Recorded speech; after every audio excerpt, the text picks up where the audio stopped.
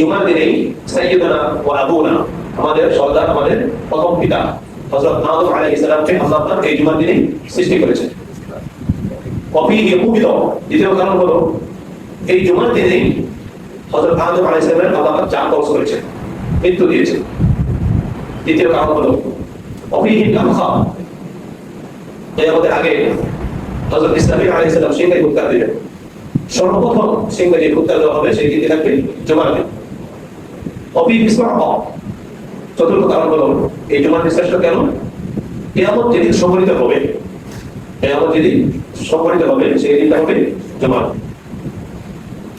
এই চারটি বৈশিষ্ট্য উল্লেখ করার পর আল্লাহ বলেন ফায়াকসিরু আলাইয়া বিসসালাহ ফিহি, সুতরাং যেহেতু এই দিনটি শ্রেষ্ঠ মর্যাদাপূর্ণ, সুতরাং তোমরা এই দিনে আমার প্রতি গুরুত্ব পান করো, বেশি বেশি গুরুত্ব পান করো। কেন?